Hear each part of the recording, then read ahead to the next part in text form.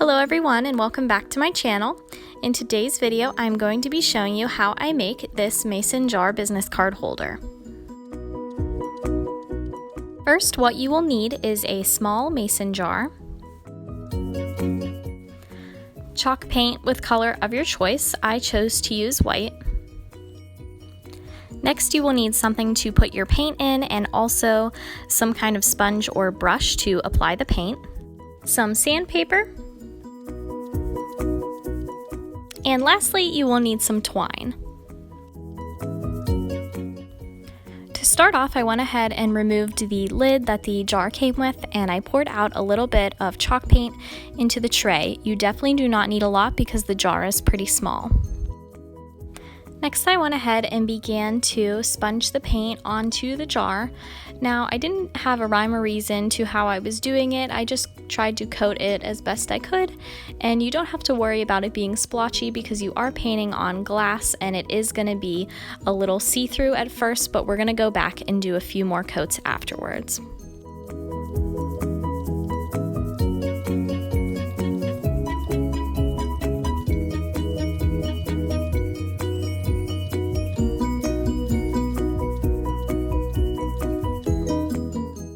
After completing the first coat covering the jar completely, besides the bottom, I decided to go ahead and go in and do a second, third, and finally a fourth coat just to make sure there were no splotches. After letting the jar dry completely, I went ahead and used some sandpaper, and I went along mostly the wording on the jar just to make it a little more distressed, and then you can also read the lettering a little better whenever it's a little distressed as well.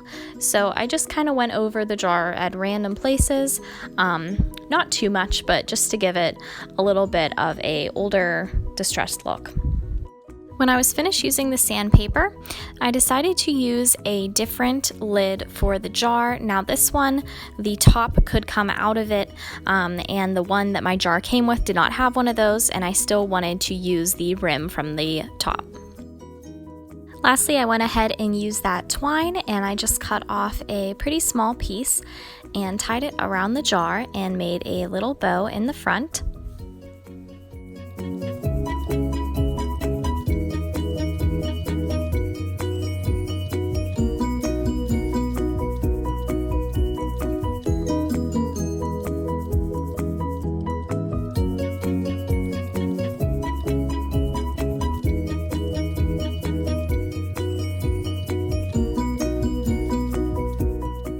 After I trimmed the bow to how I liked it, I was complete with the jar, and this is the final result. And then lastly is a little extra. This is optional, but you can use some of this crinkled paper. You can buy this at the craft store just to give your cards a little bit of boost, and then I also added in the cards to show you how they would be displayed. And that completes this video today. If you enjoyed this video, please make sure to give me a like and subscribe if you haven't already, and I will see you guys in my next video.